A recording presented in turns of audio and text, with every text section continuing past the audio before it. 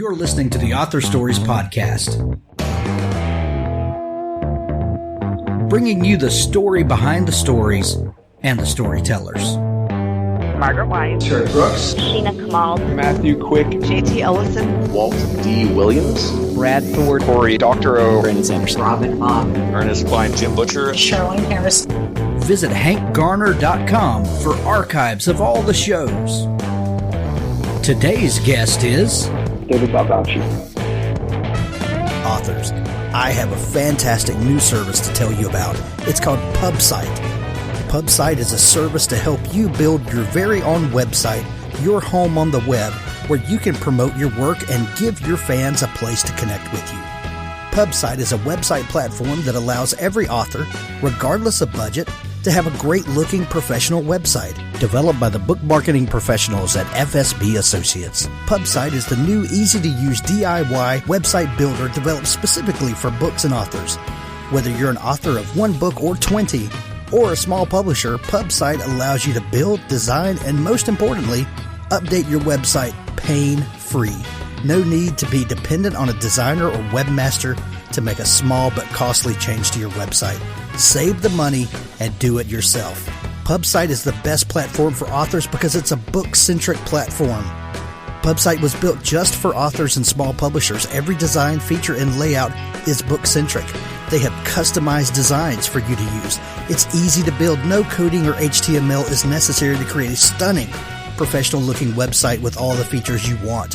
Get a custom domain name, yourname.com. It's simple to update. You can add all of your books, add a blog and a book tour, sell from any retailer, manage your email list and social media, and even do e-commerce. Build your website with a 14-day free trial, then pay just $19.99 per month, which includes hosting, and we offer packages starting at $499 to set up the website for you. Pub-site.com, the place to help authors find their home on the web.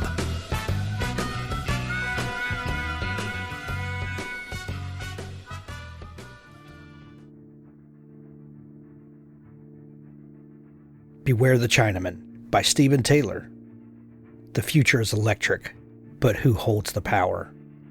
Sent by government agent Howard to pick up a stolen hard drive, Danny soon finds himself fighting for his life as he's chased across Europe by the mysterious and deadly Chinaman.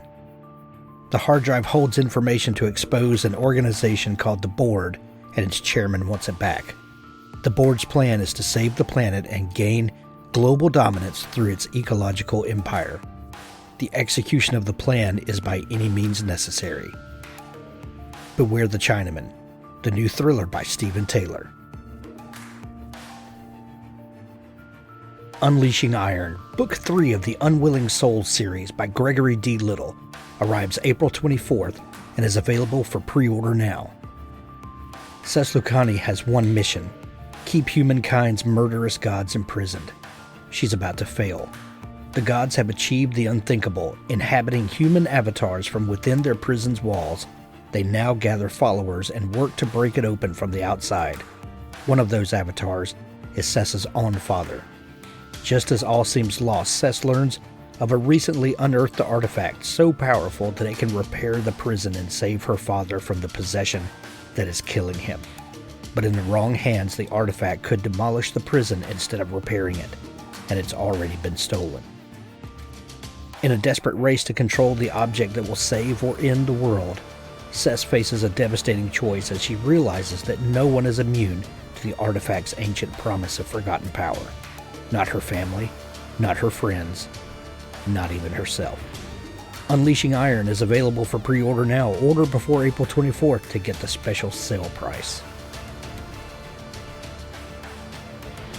Well, thanks for joining me again for the Author Stories Podcast, where I bring you the story behind the stories and the storytellers. Today, I'm super excited to have David Baldacci back on the show, talking about his brand new book, Walk the Wire. It is the sixth book in the Memory Man series. Welcome to the show, David. Thank you very much. Yeah. David, can you remember back when you first started writing and you wanted to try your hand at novel writing and not sure if this was going to work and you'd never done this before. Do you remember what author was the most inspirational for you, most motivational? Who had the biggest impact on driving you to try your hand at this thing? I read a lot as a kid, and I had a lot of favorite writers. I mean, growing up, I read a lot of mysteries. I read, Agatha Christie and the Sherlock Holmes series, and I was also a fan of Alfred Hitchcock and the Three Investigators, which was a group of boys about my age back then who investigated crimes in California. But, when I went to high school and college, I started reading other novelists, Harper Lee and Eudora Welty and Flannery O'Connor and John Irving, Garrison Keillor were all writers, and Tyler, who I admired very much. None of them really write mysteries or thrillers, but they were craftspeople of the craft of writing, and I learned a lot from reading their works and reading about them, how they approached it, how they came to having a career as writers. So there were a lot of different influences on me going forward, and at the end of the day, every writer needs to find his or her own voice and way of telling a story, and we all eventually get there, but we also have, we have role models and we have people that motivate us. Yeah. You did a fantastic series for the Masterclass where you talk about writing thrillers, and you have a concept that you talk about, the Writers Prism. What does that mean to you, and how do you apply that to the kinds of stories that you tell? When people ask me, where do you get your ideas, I just, my pat answer, but it's fairly accurate, is I get up every day, I walk out the door. With this novel, Walk the Wire, I read an article about two things in North Dakota where the book is set. There was a religious organization, sect up there called the Hutterites. It started in Germany, came to the United States, a couple hundred years ago. And they live on the basis of communal living, so nobody owns everything, everybody owns everything. And they had bought some land at an auction from a really secret Air Force facility. There was an eye in the sky that looked for nuclear missiles coming our way during the Cold War. And I thought, that's interesting. You have this sort of, religious sect buying land next to the super secret facility. And that interested me. So I started exploring that and researching that and seeing what that all was about. And that sparked, sort of creative ideas of how I could interweave those two very disparate elements together into a thriller by setting it in a different location in the state, and included this, the boom town of Fracking in London, North Dakota. So that's an example of sort of the writer's prism, where you read something and it makes you think of an idea that you can bring to bear in a totally different way, in a totally different format. But I've gone outside the door and I've seen two people talking to each other along the street, and it sparked an idea, for a meeting, a clandestine meeting in a novel that I've written, or, watching somebody go by in a bus, or looking at somebody at a window staring out and wondering who they might be waiting for and what's going to happen when that person arrives. So the writer's prism just literally means that everything you do during the day can be potential fodder for a story, if you look at it in the right way. Not just look at it, but once you look at it, wonder how you can slightly change it and make it into some element of the story if you add a few other ingredients into it. How do you decide, David, who is going to be the star of the next book? Or how do you decide if it's time for a new Amos Decker book or, one of your other series? Do you have a schedule that you're working by, or does it have to do with that prism and the way things look? This would naturally fall to Amos or to another character. Is there some master plan, or is it more organic than that? Yeah, I think it's a little bit. There's a little bit of a master plan and a little bit of organic. So, for instance, with Amos Decker, I knew that when I first started the series, I wanted to have one book a year with him so that I could establish a series and people could really get to know him and expect to see him, time and time again at the same time during the year. So that's the spring. It's the 6th Amos Decker book. So for the last 6 years, my goal has been to deliver an Amos Decker book every spring to establish the character and really build up a fan base for him. So that was kind of a master plan. Now, the rest of the time, it's kind of organic. So what do I do, in the fall? I had a Will Roby series going in the fall. Then I moved to a John Puller. Now I moved to an Atlee Pine just because organically I wanted to explore different characters. And the latest character, Atlee Pine, really appealed to me. She was my first female lead protagonist. She worked in a very different part of the country than I used to write about. So she was really fresh and original and very energizing for me. So that was just sort of organic. And last year during the summer, I published a book called One Good Deed, set in 1949. It's sort of my Raymond Chandler, crime noir novel that I'm writing a sequel to right now. And that was totally, I started writing that when I was on a book tour in Toronto, Canada, in the middle of a snowstorm. And I decided I wanted to write a short story about this ex-con who might end up being a detective in 1949. And, within 3 or 4 months, I had 400 pages. It was obviously not a short story anymore. It was a novel. And it was published. So that was kind of organic. It just happened. There was no master plan for that. Wow. Do you ever work on more than one book at a time? I mean, you're one of the most prolific writers that I know. And, but is it work on one project till it's finished, move to the next one? Or what happens when you're in the middle of a book and the next great idea just, comes at you from nowhere? What do you do with those? It was, right now I'm working on 2 books at the same time. They're 2 very different time periods. One is an Atlee Pine book set in 2020, obviously, and the other one is a Aloysius Archer novel set in 1949. So it's a sequel to One Good Deed, and he's setting out west to try to find a clever career and a new life for himself. So I alternate between 1 week writing in 2020 and 1 week writing in 1949. I have my own little personal time machine, and it's just as fun as it sounds. So that has been, a lot of fun to do that. I kind of, I shoot from the hip a lot on that. If I have an idea for something else while I'm writing another book, I will jot some notes down and some theories and concepts and sort of big and large movements in the plot, and then put it away and while I work on something else. So this is the first time I've ever worked on 2 adult novels at the same time. I've written an adult novel and a young adult novel at the same time. But I'm doing 2 right now, and it's working out pretty well. Nice. Amos Decker, who is the star of the new book Walk the Wire, has turned out to be one of the most popular characters you've ever created and written. What is it about this character that resonates so deeply with people, do you think? I think it's because, he's had a lot of loss in his life.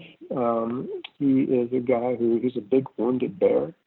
But he has this unquenchable thirst for the truth and for justice, because he knows what it's like for people to do bad things and not be punished for them. So no matter how irascible and curmudgeonly he is and how much he annoys people, I think underlying that, people understand that he is really wounded and grieving because of so many bad things that's happened to him.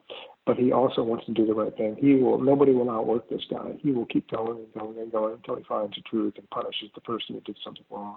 I think people really appreciate that about him. He's sort of a lunch pail, working class, blue collar kind of guy. And he's the kind of guy you want to sit down and have a beer with and a bucket of chicken wings. He might walk out on you while you're talking to him, but it will be fun while he's there.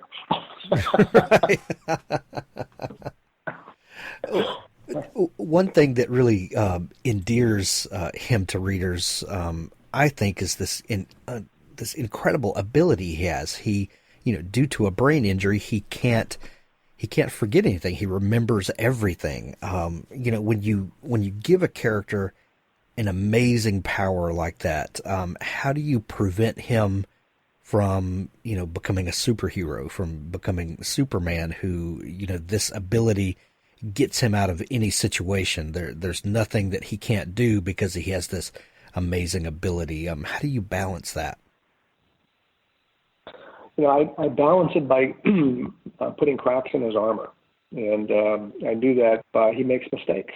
In the last couple of books, his memories has not been completely pristine and infallible. It's broken down on him, and it scared the crap out of him. And one way to keep a character interesting is to show him falling down and then having to get back up, because we all make mistakes in life. We can all relate to that, having failed, because we all have. But how do you react to that failure? That's what proves you as a character. And he also comes to rely on Alex Jamison, his partner, which he should, because they're in it together. And she helps him, and he helps her. So he has to rely on other people. He can't do it all by himself, particularly in this novel where he has a lot of help from a lot of different people. Otherwise, he just probably would not be able to solve it or survive it. So I think that takes away the knight in white shining armor who never makes a mistake. He does make mistakes, and he does need help. And so what does that make him? It makes him normal in a way, because it's exactly what we all need. We all make mistakes, and we all need help from time to time. Well, I've thought before, man, it would be, I wish my memory was better than it is. I wish I could remember the things that I want to remember. But the other side of that is, there's trauma in life and things that happen that as time goes by, those memories fade and we see them in a different light, and we're able to compartmentalize them. And, a fading memory sometimes is a blessing in certain ways. But Amos doesn't have the benefit of that, does he? No, for him, time doesn't heal the wounds he has. They're as vivid to him as the day they happened, no matter whether they happened a year ago, a minute ago, or a decade ago. So that's another reason why his memory is an albatross around his neck. It cuts both ways. It's great to have a perfect memory. You don't forget anything, and you can remember stuff that other people can't. But that's the crux of it. You can remember stuff that other people can't. And we all have things we'd rather forget. And for him, that's another reason why he's a wounded bear. That's just something that's always going to be with him. No matter what happens, it's always going to be with him. Right. Do you think we'll ever get to see Amos Decker on the big screen? We sold the film rights to Decker to Village Roadshow. They're a big Hollywood studio production company. They've done a lot of great films, won a lot of Academy Awards, and they're really pushing hard to develop him. I think really for the small screen, for a television series, I think would be the best for Decker. Yes. Because you could see him, episode after episode. So that's what they're working on, and hopefully, it comes to fruition. I told them, as soon as it's going to be on TV, let me know. Yeah. I would love to see, something like, what Amazon Prime has done with Jack Ryan, or Harry Bosch, for that matter. We just watched the new season of Bosch over the weekend, and it was amazing. I would love to see Amos Decker come to that format. Yeah, same here. Same here. And they're working to get that done. Yeah. The new book, you talked about some of the big concepts that you were thinking about when this story started coming to you. What about fracking? How did you come to know about this practice? And this has been going on for quite a few years, and has affected everything from the U.S. economy to possibly the geology of certain places, and there are theories about earthquakes and things like this, and are they being caused by fracking? And and the other side of that is there's been some people have gotten very rich from it, and it's helped certain local economies, and then the economy at large. How do you start looking into and researching a topic like this, and how does it start seeping into the story that's unfolding? Yeah, so I had over the years I've read about fracking just because I'm kind of interested in the business side of things and fossil fuels and all that, and for the longest time they couldn't figure out how to bring the oil up. The oil is typically a vertical up and down sort of thing. That's how they drill for oil, and the fracking is, it's called that because they have to go in and fracture shale rock that's been down there for hundreds of millions of years, and that's what oil deposits are trapped. So the vertical doesn't really work. You have to combine it with two different things. The vertical, and you go horizontal at a certain degree of angle. You break into the shale rock. You send down a detonator that kind of blows it up, and then you send down chemicals and all that to keep that line open. It's almost like a stent in an artery. And then you send down chemicals that seeps in to the fingers of the fractured rock where the oil is, and then you can start pumping it out. And they knew the oil was down there for decades, so they couldn't figure out how to bring it up. The big boys went there and couldn't figure it out. And was one guy, I think he worked for the state, the state geologist who said, what you need to do is go vertical then horizontal, and then that was the magic bullet. That was okay, and off we went, and now we have fracking. And yeah, there's lots of things that bad associated with fracking. You can go down, a couple of miles. It tears apart stuff that's already down there. It unsettles the topography. They claim that since aquifers and most water tables are, 100 feet below the ground, that when they go down much deeper and they have it in concrete, that it won't affect it. But who knows? I mean, I have people who in Pennsylvania who turn their tap water on and then ignite it in their kitchen sink. I beg to differ with that. And also, Oklahoma for years had no earthquakes at all, and now they have 50 a day. Is that caused by fracking? I think people might say that could very well be, because it's changing how the underlying rock is situated, because it's blasting it apart. But it's money, and it's money that people can make. So London, North Dakota, with the story you said, people are flocking there because they can make $100,000 a year working in the oil fields. Now they call it boom and bust cycles because it was just found out yesterday. Oil went down to zero. I think that most oil companies, they need to have a barrel of oil at about $50 to $60 a barrel in order for them to make money, including frackers, including countries like Saudi Arabia, including Exxon and Mobil. I'm looking at my computer screen right now, and oil today is down 67% to $6 a barrel for the West Texas Intermediate. So if you need $60 a barrel to just start making a profit, what are you doing at $6 a barrel? Not good. So who knows where that's going to come from? But if that stays that way for a while, then fracking is dead. Right. Well, and there are obviously other economic circumstances that are driving at least some of this. We're all in the midst of this global pandemic and lockdown at home. And that has to be driving some of this. For a writer, your daily habit is, if you're like most writers, you're sitting in an office, with a computer or a notebook, and you're writing for the better part of every day. With the writing I do and the podcast that I do, my daily work life has not changed a whole lot during this, but I know a lot of people have been. Great stories come out of hard times a lot of times. What do you think we're going to see a year from now as some stories start coming out of this changing society we find ourselves in? Do you think this is going to be good for art in the long term? I think so. I think a lot of good stories are going to come out of this. And, great story. I was just rereading parts of The Grapes of Wrath, which came out of the Depression era and Dust Bowl era, where the people, uprooted themselves and moved out of the Dust Bowl to California and found that life wasn't that great there either. But I think a couple of things. One for me is I see a lot of pictures now across the internet where they're showing, in Italy, where water in Venice is crystal clear all the way down to the bottom, and the air pollution has pretty much gone away over New York City and Los Angeles, and that waterways and air quality has never been better. And I think it gives people perspective about, maybe it's nature's way of telling us, hey, you can turn this around. You can stop killing the planet and still live if you just come up with viable alternatives. You don't need to. And look what happens with just a couple of months. It's almost like, you stop smoking. And, guess what? Your lungs feel a little bit better as you just give the planet a chance to regenerate, and it can more quickly than you thought. I mean, I've been to Venice. You look down in the water in Venice, you can't even see, can't see an inch below the water. Now you can see all the way down to the bottom after 3 months. People not polluting it.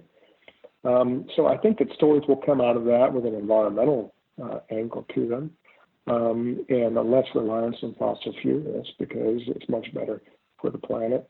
But I think, too, you'll see a lot of stories come out about political intrigue, financial corruption. I mean, I'm looking now at stories about the SBA, how, it's supposed to help small businesses, and most of the money's been gobbled up by, public companies with access to billions of dollars. And why are they getting all these loans? Because it's just corrupt. So you're going to see stories like that come out. But you're also going to see positive stories about people in the front lines who stepped up big time in the most arduous situations and circumstances, above and beyond the call of duty, and did great things and helped save a lot of lives, maybe at the cost of their own. So it's a challenging time like these when ordinary people, to the extent anybody is ordinary, do extraordinary things. And those stories, should be remembered and should be told. Right. I think you're absolutely right. I think we're gonna see the writers make sense of all this in ways that we can't fathom right now. I can't wait to see what things are coming out a year and a half from now. In the new book, Walk the Wire, we've got this town that, this kind of sleepy little town with all of the things that happen in sleepy little towns, all of a sudden start growing and getting attention from this kind of boom that happens. And the setting is absolutely ripe for intrigue and all sort of nastiness to happen. There's something fun about writing small towns and peeling back the layers of all the secrets that happen in these small communities. What is it inherently about small towns that make them almost more fun to write than a big city where, a big city, it seems like the possibilities are endless, but there's something unique about these small communities that are just full of things to write about. I sort of harken back to Agatha Christie's Jane Marple, the little village, St. Mary Mead, and she was the greatest criminologist of her time because she said that in a small village you just learn how horrible people can be, and you learn it in detail. You can learn every human vice there is in a small village. And I think, being in a small town where other people know everybody and people know their business and there's rumors and intrigue and gossip and all that maybe you don't have in bigger metropolitan areas but even big cities have small pockets of people who know each other and all that. But it's just different. And usually in small towns, there's, some families that have been there a long time and helped build it up and, are very influential to this day and have the money and all that, as it was in London, North Dakota. As you read the novel, you see that too. And I don't know, it's just a more intimate portrait, in a town of a few thousand than in a city of a few million, where the impact of one person could be far greater to a few thousand citizens as opposed to a few million. So the intimacy of scale, I think, is important in a novel because what you want is some type of emotional connection and response. Somebody says something happens that affects other people, and that's a moment that the reader sort of sits up and takes notice. That connection is really vivid. And a small town intrigue delivers that, every time, and delivers it in a really powerful way. Right. David, like we mentioned earlier, Walk the Wire is the 6th book in the Memory Man series. You've written a lot of other really great series. The Camel Club series, I'm thinking about specifically, were some really intense and intricate books. Do you have a system for when a series starts to grow and there are more moving parts that have to be tracked? How do you manage that? And how do you manage the details of previous books when you're writing a new one? Has this character been here before? Had they interacted with this person? What are some of the challenges that come along with carrying a series out several books? There are challenges, and you articulated them pretty well. When I'm writing about a character that I've written several books about, sometimes I will have to go back to previous books to make sure that I have consistency. On a film set, you have a person called a scriptie, and the scriptie's job is to, one, make sure the script is being followed as it's written that day, and two, is also a continuity police. So if they look at a wardrobe that doesn't fit this, you might film a different scene, in 3 different slices, and you have to make sure the wardrobe and the hairstyles and all that are exactly the same because it's in it on the screen at the same time, even though you film them on different days. So with me, I have to be my own scripted. I have to go and make sure that everything is consistent, continuity is right. I can't have Decker, saying something or doing something, contradict something he might have said earlier or been somewhere or done something. I can't say in this book, well, this is the first time he did it when he did the same thing 3 books ago. So if I'm not sure, then I just go back to the source material in the book. I have a good memory, but I can't remember every single detail from a book I might have written 6 years ago. So it's my job to go and make sure that everything is consistent and right. And I still, some things slip through, some mistakes occur from time to time, and then we hear from people and we go back and correct that. And it's, it just shows you that humans are perfectly imperfect. Right. Exactly.